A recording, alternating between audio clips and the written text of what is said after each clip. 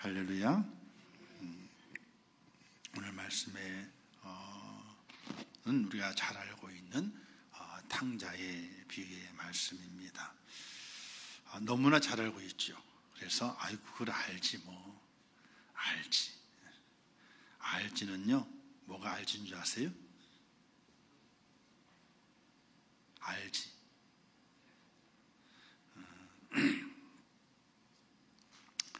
쥐새끼가 알지예요. 싹 벗었잖아.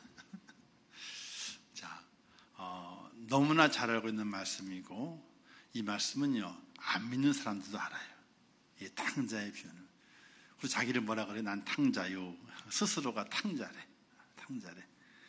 너무나 유명한 말씀의 내용입니다.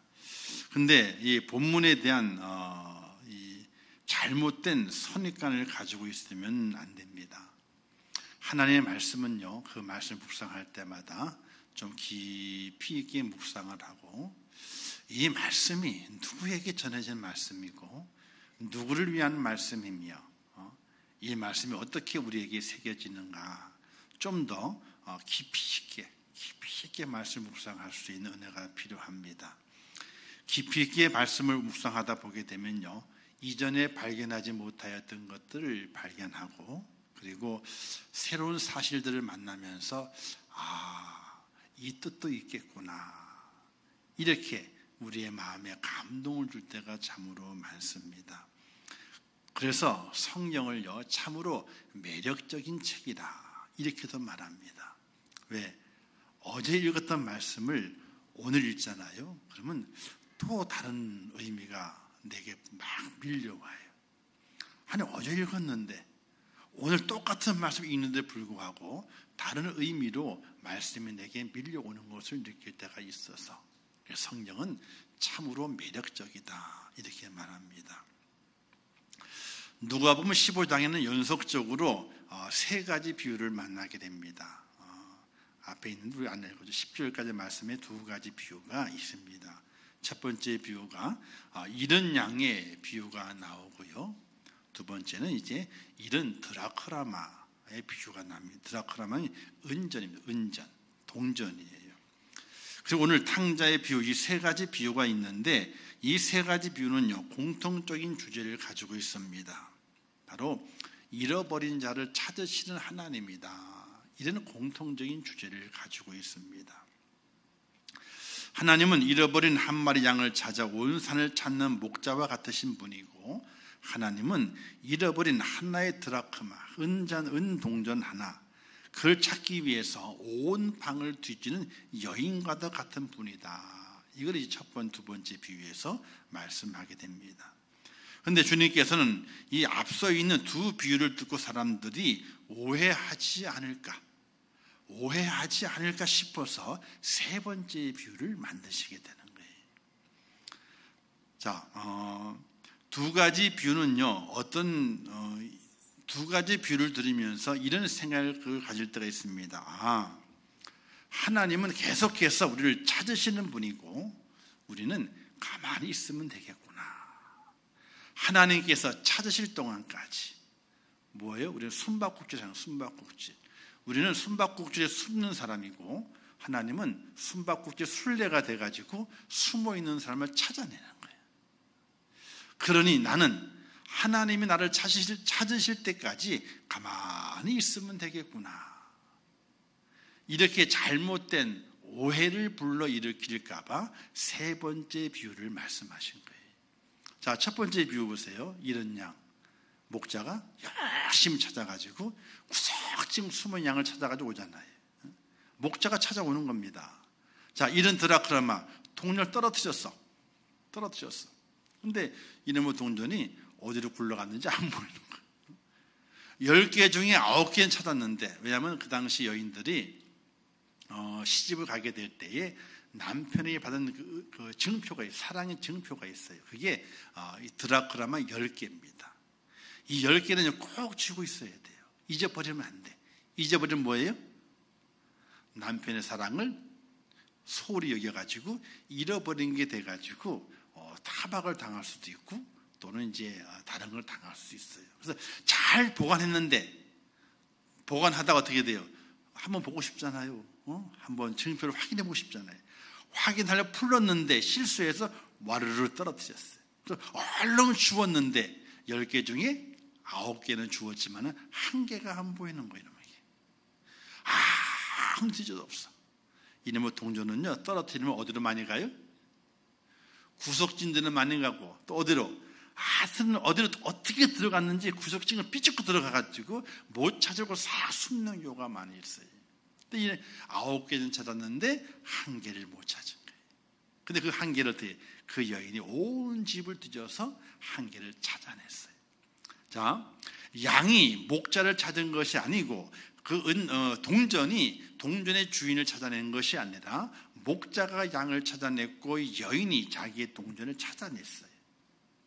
그러니 이 말씀을 가만히 묵상하다 보게 되니까 하나님이 나의 주인 되고 나의 목자가 되시니까 나를 찾아오겠거니 생각을 하고 나는 가만히 있는 거예요. 사람은 그렇게 오해할 수 있습니다.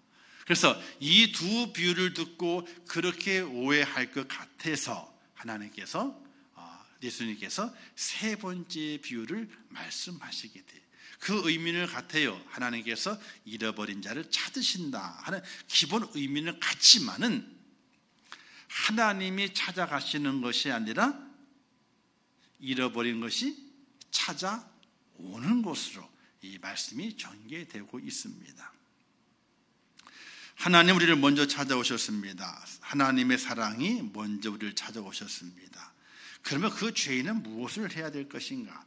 가만히 있어야 될 것인가? 그렇지 않다는 것을 세 번째 비유를 통해서 말씀하시게 되죠.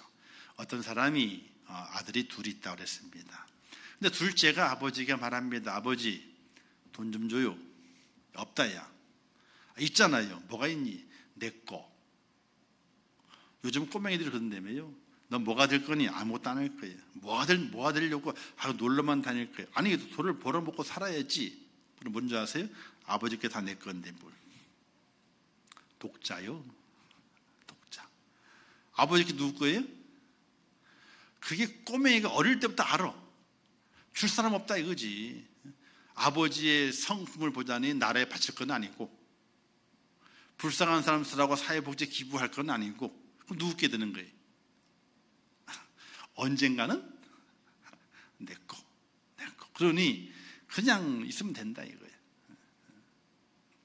아니 그런 생각 진짜 있대요. 아이들이요. 있대요. 그래서 아무것도 안 하는데. 자, 이 둘째 아들이 아버지 돈 줘요. 없다 야. 있잖아요. 어디에 있는데. 이거 내 몫이 있잖아요. 아니 아버지가 살아계신데 몫을 달라 그러니 이렇게 배은망덕한 놈이 있을까? 불효자가 있을까? 그 당시 유대 사회 전통은요, 아버지가 돌아가시면은 그때서야 유산의 분배가 이루어지게 돼요. 근데 살아계신데 먼저 분배해 달라 그러잖아요. 이거는 속에 어떤 마음이 있는 거예요? 아버지 왜 건강하게 오래 살아요? 빨리 가시지. 이런 마음이 있는 거예요.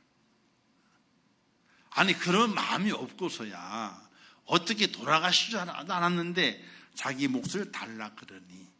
근데 아버지가 마음이 너무나 너그러워서 그러냐. 그래 네 몫을 떼어주마. 떼어줬어. 떼어줘 가지고 있으면 참 다행일 텐데 야밤 도주하듯이 도망가 버리고 말았어. 뭘 가지고요? 돈을 몽땅 가지고. 자기 돈을 가지고. 다행이지. 아버지 그 딴 거 안 가져가서. 어쨌든 그 아들이 그렇게 갔습니다. 근데 그 아들이 그 많은 돈을 가지고 뭐 얼마인지 모르겠지만 유산을 받았으니까 꽤 많을 것 아닙니까? 그 많은 것을 가지고 허랑방탕하게 그 재산을 허비하기 시작했어요. 벌어서 모으는 건요 힘이 들어도요 있는 거 쓰는 건요 꽃감 빼먹듯이 자꾸만 빼먹게 되다 보게 되면요 남는 게 없어요. 그 꽃감은요 금방 없어져요. 왜? 아무 수고도 없이 뽑아먹는 꽃감은요 너무나 달콤하기만 해. 근데 그 꽃감을 만들려면요 얼마나 힘이 들어요. 저희들도 한번 꽃감을 만들어 본다고 땡감을 사가지고 만들어 본 적이 있어요. 안 만들어져. 도시에서는 안 돼. 곰팡이가 가장 먼저 쓸어. 아니, 사람의 건강이 되는 그 곰팡이 균이 묻으면 괜찮은데 그게 아니에요. 사람에게 해가 되는 곰팡이가 먼저 펴. 왜? 공기가 안 좋으니까. 그리고 공해 때문에 문을 못 열어놓잖아요. 그러니까 이게 마르지도 않고 먼저 나쁜 곰팡이 먼저 펴가지고 그냥 다 버리게 돼. 그러니까 이 꽃감 만드는 것이 얼마나 힘든지 몰라요. 자, 근데 그 맛있는 꽃감 빼먹다 보게 되면요, 힘들게 만들어졌다는 생각을 못하게 되고 달콤함만 기억해서 자꾸 뽑아 먹으면 없어지게 돼요. 자, 아버지가 준 재산, 유산이잖아요. 얼마나 달콤합니까? 쓰는 데는요, 재미가 얼마나 하는지 몰라요. 버는 데는 힘들어요. 우리 아이도 월요일만 되면 죽을 상이에요. 어디 가야 돼요? 출근해야 되잖아. 출근해야 되잖아. 그리고 간혹 이제 휴가를 이제 이렇게 해가지고 며칠 쉬어요. 그러면 쉰 다음에 나가려고 그러면 하여튼 죽을 상이에요. 힘들어가지고. 자, 그렇게 힘들게 버는 게 얼마나 참 많이 모인다는 게 쉽지 않아요. 그게요. 잘 안 모여요. 그런데 아버지 유산을 받았을 때 그 쓰는 건요, 낭비가 아주 심해요. 사치예요. 그리고 일본 말로 기마이라 그러잖아요. 쓰는 거예요. 왜? 그러면 좋아하게 되니까. 그래서 이 둘째 아들도 사치와 낭비에 심해서 다닐 때마다 돈을 펑펑 썼습니다. 그 돈 쓰는 맛에 친구를 여러 사귀게 되는데 그 친구들도 덩달아 함께 따라다니면서 씁니다. 그리고 재미가 좋아요. 왜? 술집 가가지고 따라랑 종을 쳐. 뭐예요? 황금배를 울려요. 황금배를. 그럼 뭐예요 그게? 오늘 술값은 누가 다 낸다? 내가 다 낸다는 거예요. 그러신 분 없겠죠? 근데 쓰기 좋아하시는 분들 있잖아요. 그러면 가가지고 종을 쳐. 탕 쳐. 술값 다 내가 낸다 이거예요. 그러면 사람이 막 박수를 쳐. 박수 치면서 뭐라 그러게요? 아이고 저는 꼴통. 내가 누군지, 난 당신 누군지도 모르게 되는데. 그러고 술 가는 거예요 그냥. 근데 얼마나 재밌어요. 박수, 황금종을 딱 울리면 박수, 진짜. 거기에 마음이 들떠가지고 펑펑 기마를 쓰는 겁니다. 그러니 얼마 되지 않아서. 아버지 유산 가지면 오랫동안 썼을 텐데 얼마 되지 않아 돈이 다 떨어져 버리고 말아요. 다 돈이 떨어지니까 친구 어떻게 해서 친구가 붙어 있어요? 그런 친구는요, 떨어지기 전에 다 나가. 떨어진다면요, 아예 붙지도 않아요. 오지도 않아요. 그래서 기댈 친구가 없는 겁니다. 다 도망가가지고. 근데 먹고는 살아야 돼요. 이제 일을 해야 됩니다. 근데 일하기가 싫은 거예요. 일자리도 구하지를 못합니다. 그래서 그 당시에 이제 돼지치는 곳에 돼지치기로 일자리를 구했습니다. 근데 마침 또 그의 흉년이 들었어요. 그러다 보게 되니까 더 먹을 것이 없어. 그래서 돼지치기도 돼지 먹을 것도 없는 그때에 사람 먹을 게 더 없으니까 먹을 거를 찾다가 돼지가 먹는 쥐염 열매를 빼앗아 먹는 그런 처지에 놓여지게 된 겁니다. 어이가 없죠. 황당합니다. 이때 그 아들이 생각을 해요. 여러분, 돈을 벌 때도 생각을 많이 하잖아요. 그죠? 돈을 쓰실 때는요, 생각을 더 많이 하셔야 돼요. 안 그러면요, 나중에 다 없어지고 난 다음에 생각이 그때 들어요. 그때 너무 늦은 거예요. 이 아들이 늦게 생각이 듭니다. 내가 잘못 살았다. 스스로 돌이킵니다. 그리고 아버지의 집에는 양식이 풍족해서 품꾼들이 많이 있는데 그 품꾼들이 얼마나 잘 먹고 살겠느냐, 이런 생각을 하게 됩니다. 나는 이곳에서 굶어 죽게 생겼는데 아버지의 집에 있는 품꾼들은 잘 살겠구나, 이런 생각이 듭니다. 사랑하는 성도 여러분, 탕자의 회개는요, 어떻게 시작됩니까? 자기 자신을 발견할 때부터 시작이 됩니다. 회개라고 하는 것은요, 자기 자신을 바라보는 일부터 시작이 되는 거예요. 나를 바라보는 것이 시작되면서 참된 회개가 나오게 되는 겁니다. 요한계시록에 보게 되면요, 라오디아 교회를 향한 사도 요한의 안타까운 권면이 나와요. 3장 17절 18절 말씀인데, 내가 말하기를 나는 부자라 부유하여 부족한 것이 없다 하나 내 곤고한 것과 가련한 것과 가난한 것과 눈먼 것과 벌거벗은 것을 알지 못하는도다. 내가 너를 권하노니 내게서 불로 연단한 금을 사서 부유하게 하고 흰 옷을 사서 입어 벌거벗은 수치를 보이지 않게 하고 안약을 사서 눈에 발라 보게 하라. 라오디아 교회 성도들이 말합니다. 야, 나는 부자야. 부유하여 부족한 것이 없어. 그런데 곤고하고 가난하고 가련하고 눈멀고 벌거벗은 것, 그것을 알지 못하는구나. 그대가 생각하기를 나는 부유하고 부자이기 때문에 나는 좋아. 근데 사도 요한이 바라보게 될 때에 가련한 거예요. 미련한 거예요. 그리고 벌거벗은 거예요. 눈먼 자들의 모습이에요. 그것을 알지 못하느냐. 너는 어서 빨리 흰 옷을 사서 입고 벌거벗은 수치를 보이게 하기 위해서 안약을 사서 눈에 발라라. 즉 자기 자신을 볼 수 있는, 자기 돌아볼 수 있는 그 은혜를 갖지 않고서는 가련한 자가 되고요, 벌거벗은 자가 될 수밖에 없다는 겁니다. 자, 탕자가 눈이 열려지기 시작합니다. 안약을 바르지 않았지만요, 그가 생각하면서 눈이 열려지기 시작합니다. 눈이 열려지면서 자기의 모습을 발견합니다. 내 모습이 지금 어떤 모습인가를 발견합니다.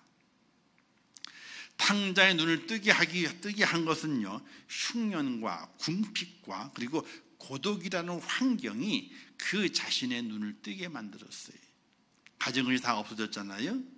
이제는 부자가 아니고 가난하게 됐어요. 근데 그 엎친 데 덮친 격으로 그 시기에 흉년이 들었어요. 먹을 것이 없는 거예요. 사실 풍년 들었으면 인심이 있어가지고 아이고 밥 한 그릇 먹어, 도와줄게 하잖아요. 근데 흉년이 들었어. 그럼 어떻게 돼요? 거지가 집 앞에 오는 것도 쫓아낼 판이에요. 흉년이 드니까 어떻게 돼요? 마음이 다 강박해지게 되는 겁니다. 그렇게 흉년이 들게 되고, 그리고 혼자 남았습니다. 내가 가진 것이 많게 될 때는 많은 사람 쫓아다니면서 어울렸지만은 없어지게 되니까 홀로 남는 고독. 자, 흉년이 들었죠. 돈이 없어서 궁핍해졌죠. 친구가 다 떠나가고 고독하게 됐어요. 이때 뭘 발견하게 돼요? 자기를 발견하게 돼요. 자기를. 그 주머니가 불룩할 때는 주변에 친구들이 몰려 있었는데, 장사가 한창 잘 되고 있을 때에는 친구들이 많이 모여서 흥청망청했었는데, 그 모든 것이 다 사라져 버리고 말게 되니까 자기 자신을 잃어버렸습니다. 그러나 그 흉년과 궁핍, 고독이라는 환경이 닥쳤을 때에 자기 자신을 바라볼 수 있는 지혜로움이 그에게 열려지게 됐던 것입니다. 사랑하는 성도 여러분, 우리가 가진 것 때문에 하나님과 떨어져 있다면, 자기 자신을 볼 수 없다면 그것은 축복이 아니고 도리어 저주라고 생각하셔야 됩니다. 성도들이 한없이 깊은 절망과 고독 속에 있다면 지금이 하나님을 만날 기회를 얻었음을 알고 오히려 감사할 수 있는 은혜가 있어야 됩니다. 사람은 누구나 그렇잖아요. 등 따스고 배부르게 되면요, 어떻게 됩니까? 아무것도 기대지 않아요. 그 자신의 만족함으로 그 자리에 머물러 있습니다. 그러나 등이 따뜻하잖아요. 서늘하게 차갑습니다. 배가 고프고 계속 꼬르륵 소리가 납니다. 이럴 때 자신을 바라보게 되고 자신을 깊이 있게 생각을 하게 됩니다. 우리 성도들은 우리의 영안이 열리면서 내 자신의 실상을 바라볼 수 있는 은혜가 필요합니다. 내가 얼마나 부족하고 연약하고 죄 많은 인간인지를 한순간도 잊어서는 안 됩니다. 왜? 그것이 바로 회개의 출발점이 되기 때문에 그렇습니다. 우리가 몸이 아파요. 그러면요, 그것이 회개의 출발점이에요. 내 삶이 고독스러워요. 그럼 그것이 회개의 출발점이에요. 또 내 삶이 곤고합니다. 회개의 출발점이에요. 그러나 회개의 끄트머리는 뭐가 있습니까? 하나님이 함께 하시는, 하나님이 안아주시는 은혜가 있기 때문에 내 삶에 고독이 있고 궁핍이 있고 그리고 헐벗은 것이 있고 그리고 흉년이 있다 할지라도 그것은 내게 절망이 아니라 소망의 길로 가게 되는 하나님의 축복의 은혜가 있다는 사실을 믿으시기를 주님의 이름으로 축원합니다. 자, 그래서 탕자에는 계획이 있었어요. 그 궁핍하고 환경이 열악하고 그리고 고독한 그에게는 계획이 있었습니다. 생각을 해보니까 계획이 생겨나게 됐어요. 내게도 다 계획이 있구나, 이런 대사처럼 계획이 있었어요. 어떤 계획이었느냐? 18절부터 20절 말씀에 이런 말씀이 기록되어 있죠. 내가 일어나 아버지께 가서.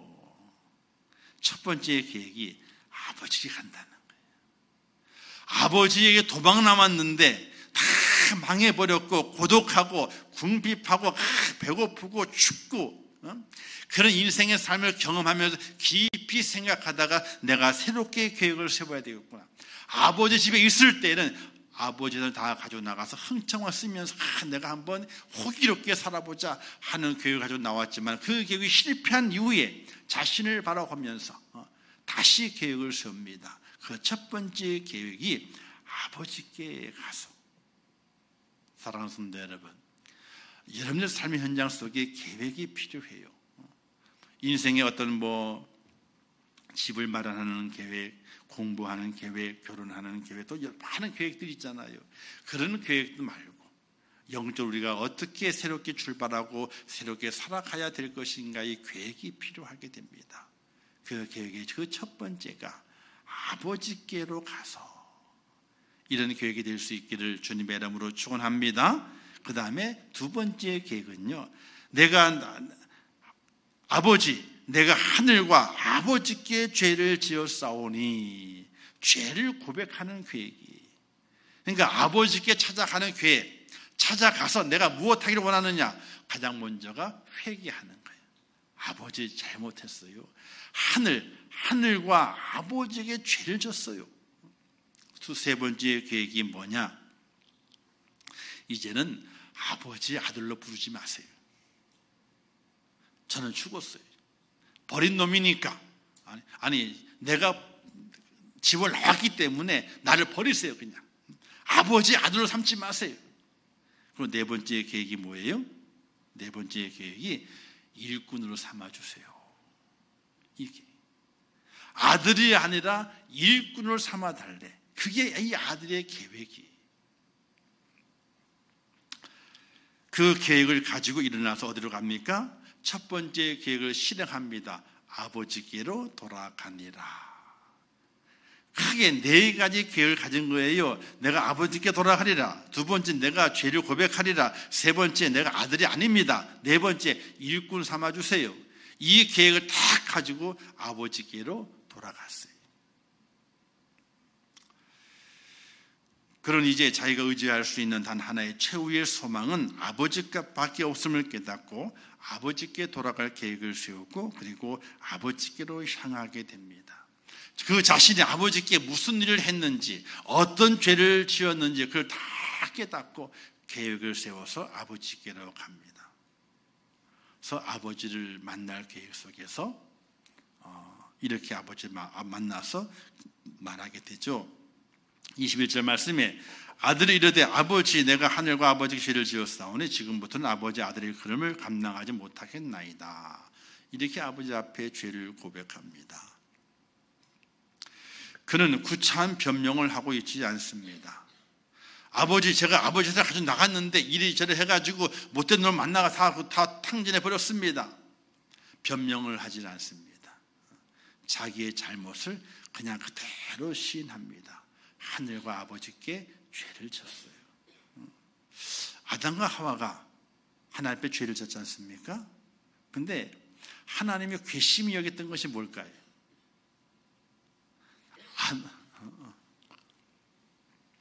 아담이 하나님 앞에 변명을 해요. 아담아, 왜 먹었느냐? 이걸 내가 먹지 않으려고 했는데요. 하나님이 내게 짝지어준 이 여자 때문에 먹었잖아요. 누구 때문에 먹었대요? 첫 번째는 하나님이에요. 하나님이 이 여자를 안 줬으면 안 먹었을 텐데 괜히 이 여자를 내게 줘가지고 하나님이 줘가지고 먹었고 여자 때문에 먹었어요. 자기의 죄를 하나님께 핑계 돌리고 여자에게 핑계 돌렸어요. 하나님께서 하와야 너는 왜 그러느냐? 아이고 저는 뱀이. 하나님이 뱀에게 물었어요, 안 물었어요? 뱀에게는 안 물었어요.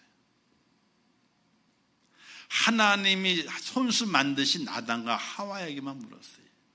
만약 그때에 아담이든지 하와든지 누군가가 이 오늘 탕자처럼 딱 엎드려서 제가 하나님 아버지 앞에 죄를 졌습니다. 죄를 죽여주세요. 그럼 하나님이 죽였을까요? 안 죽였을까요? 쫓아냈을까요? 안 쫓아냈을까요? 제 생각에는요, 하나님 아버지의 마음이라면 안 쫓아냈을 것 같아요. 왜? 변명하지 않고 그냥 잘못했다는 어떻게 해요? 변명 안 하는데 어떻게 해요? 근데 아담과 하와가 변명을 했잖아요. 자기 때문이 아니라 하나님 때문에, 이 여자 때문에, 여자는 뱀 때문에. 자기 때문에 말은 안 해. 그런데 오늘 탕자는 이렇게 말하지 않습니까? 내가 하늘과 아버지께 죄를 지었사오니 이제는 지금부터 아버지의 아들이라 일컬음 받는 것을 내가 못하겠습니다. 감당하지 못하겠습니다. 부끄러워서. 이렇게 죄를 고백하게 돼요.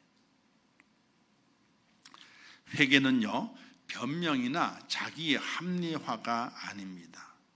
과거를 정리하는 일에 있어서 세상이 우리에게 가르쳐주는 방법이 있습니다. 세상은요, 두 가지로 우리에게 이렇게 말합니다. 하나는요, 그게 뭐가 죄가 된대? 그게 왜 죄가 된대? 이렇게 변명하도록 합니다. 세상은요. 왜? 나만 그런 게 아니잖아. 다 그렇게 사는데 그게 뭐가 죄가 돼? 하고 변명하게 해요. 두 번째 변명은요, 그냥 잊어. 잊어.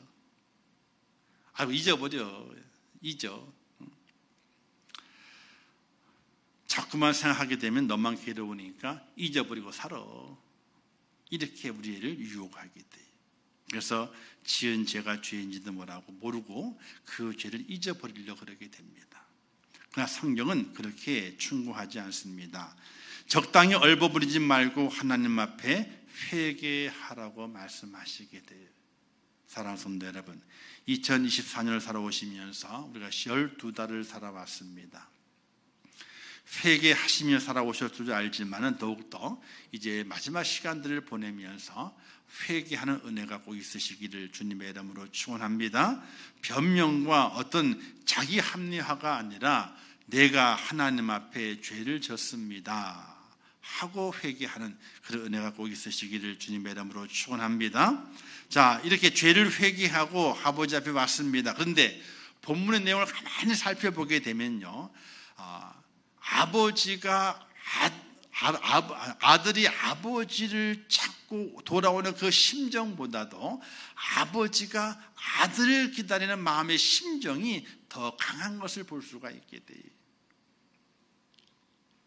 아직 거리가 먼데 아버지가 그를 보고 측은히 여겨 달려가 목을 안고 입을 맞추니, 아들이 한마디도 안 했어요. 그전까지 멀리서 아들이 오게 되는데 누가 그 아들을 먼저 본 거예요? 아버지가 먼저 봤어요. 아버지가 달려가가지고 목을 딱 끌어안고 입을 딱 맞춰요. 아들이 한마디도 안 했는데, 그게 20절이에요. 그리고 아들이 꺼낸 말이 21절이에요. 그러니까 아버지의 행동이 가장 먼저 앞서는 거예요. 여기 나오는 아버지의 모습은요, 상식에서 벗어난 모습입니다. 오히려 아들의 생각이 더 상식적이고 합리적이에요. 아들이 먼저 어떻게 돼요? 죄를 고백하고 그 다음에 아버지가 안아줘야 되는 거예요. 근데 그게 아니에요. 아버지가 먼저 안고 입을 맞춰요. 아니, 재산을 다 다 가져나가 다 털어버리고 돌아오게 될 그 모습이, 돼지우리를 치다 왔으니까 몰골이 어떻겠습니까? 잘 살아본다고 나갔는데 떵떵거리면 나갔는데 돌아오게 될 때는요, 그 몰골이 말이 아니에요. 근데 그를 아무 얘기 듣지도 않냐시고 먼저 안으시는 분이 바로 아버지예요.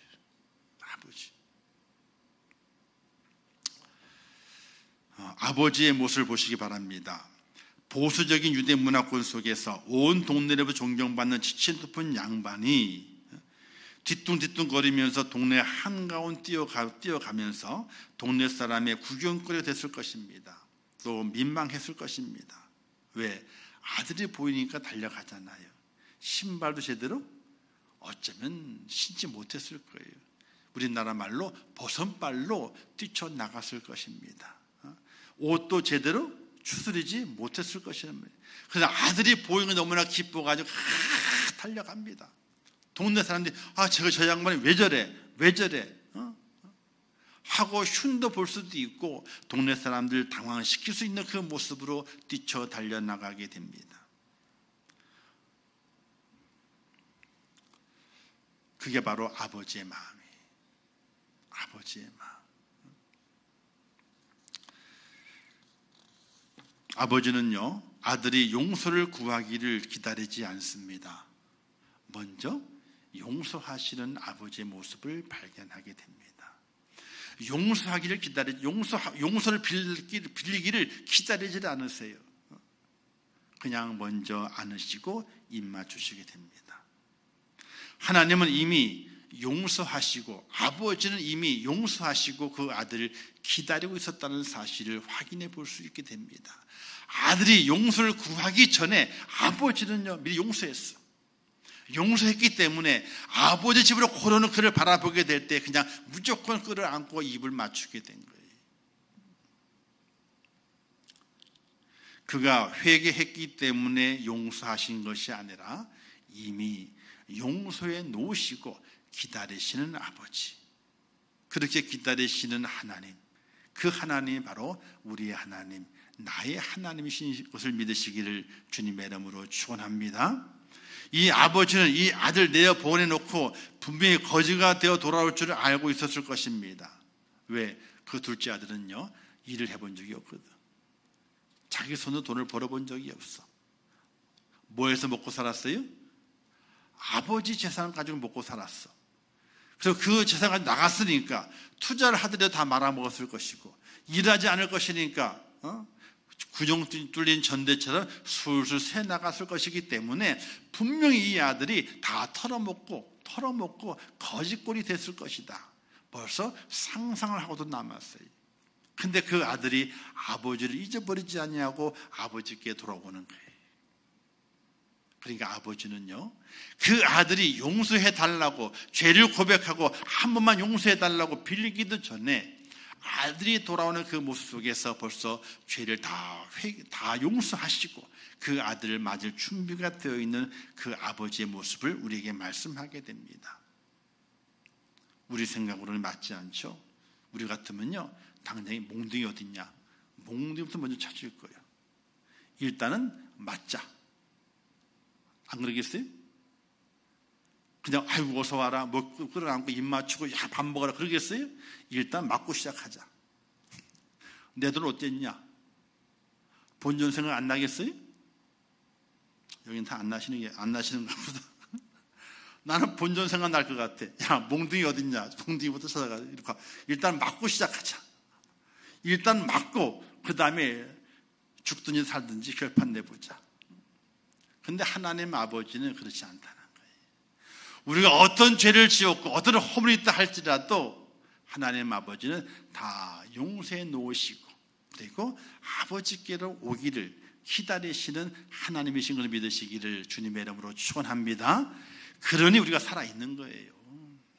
그러니 저도 살아있는 거고, 그러니 우리의 죄를 따져가지고 자 맞고 시작하자 했을 때는요, 살아있을 사람이 아무도 없어요. 아니, 사도 바로 오죽했으면요, 이렇게 고백하잖아요. 나는 죄인 중에 괴수래요. 죄인 중에 괴수는요, 100번 죽어도 마땅하잖아요. 그런데 그 사도 바울이 그런 고백 속에서 하나님의 사랑으로 위대한 사도가 되고 하나님의 일을 감당하는 거예요. 바로 하나님께서는 다 용서해 놓으시고 그가 오기를 기다렸다는 사실이. 사랑하는 성도 여러분, 우리가 의롭기 때문에 하나님 맞아주신 것이 아니라 우리가 회개하고 돌아올 때에 있는 모습 그대로 맞아주시는 하나님의 은혜로 우리가 구원을 받은 것입니다. 그러니 하나님은요, 우리를 용서해 놓으시고 용서할 준비가 되어 있는 것이 아니라 다 용서해 놓으시고 우리를 기다리고 있는 하나님이신 것을 기억하시면서 주를 만나기 위해서 주 앞에 나오시고 그리고 그 앞에 나와 죄인임을 고백하고 새로운 인생을 살고 시작하겠사오니 나를 받아주시고 내게 힘을 더하소서, 나를 용서하시고 나를 받아주시옵소서 라고 믿음으로 고백하며 주 앞에 나올 수 있는 축복자가 되시기를 주님의 이름으로 축원합니다. 자, 아버지는요, 돌아온 아들을 위해 잔치를 베풀게 됩니다. 좋은 옷을 입히게 돼요. 좋은 옷은요, 새로운 신분을 말하게 됩니다. 새로운 신분. 거짓골 아들을 어떻게 돼요? 정식 아들로 신분을 격상시키십니다. 가락지를 끼웁니다. 새로운 언약입니다. 새로운 언약. 너는 내 아들이야. 자, 다시 신발을 시킵니다. 이제는 새로운 출발을 살아야, 이제 새롭게 출발해야 된다라고 그 아들에게 힘을 주게 됩니다. 사랑하는 성도 여러분, 하나님께로 돌아오는 자, 곧 용서받은 자의 새로운 인생이 시작되는 것이게 되는데, 죽었다가 다시 산 인생이 되는 것인데, 우리가 올 한 해를 마감하면서 하나님 앞에 나와서 엎드리면서 통해 자복함으로 말미암아 하나님의 아들 새 신분을 얻고 또 약속의 은혜를 입고 또 새롭게 우리 믿음의 삶을 출발함으로 말미암아 하나님 아버지의 아들로 2025년도를 출발해내시는 축복자가 되시기를 주님의 이름으로 축원합니다. 그래서 털어버려야 할 거 다 털어버려야 돼. 다 털어, 머리 발끝까지. 그냥 우리가 신년 되게 되면요, 신년 되기 전에 목욕하러 가잖아요, 그죠? 일단 씻고 시작하잖아요. 그것처럼 우리 하나님 앞에 회개하면서 다 씻어야 돼. 깨끗하게 씻어야 돼. 그래서 나를 용서하시고 받아주시고 새 인생의 삶을 시작하게 하시는 하나님의 그 은혜를 힘입어서 2025년도 새롭게 출발할 수 있는 믿음의 축복자가 꼭 되시고, 내 죄가 아무리 크다 할지라도 하나님 아버지는요, 다 용서하셨어. 뭐만 남은 거예요? 내가 하나님 앞에 엎드리는 일만 남은 거예요. 엎드리기만 하게 되는. 그러면 새로운 인생을 출발하게 되고 새 힘을 얻게 되고 새 언약을 받게 되고 새 신분의 모습으로 새 날을 출발할 수 있습니다. 남은 기간 동안에 깊이 내 자신을 바라보고, 아버지가 정말 돌아가자. 아버지께로 정말 돌아가자. 그 앞에 엎드려서 그 앞에 울며 회개하면서 새 인생의 출발을 아버지께 맡기자. 이런 믿음의 모습으로 월 마지막을 잘 감당하셔서 2025년도에 정말 새 마음, 새 모습, 새 영적 능력을 가지고 출발해내시는 축복자가 될 수 있기를 주님의 이름으로 축원합니다. 기도하겠습니다.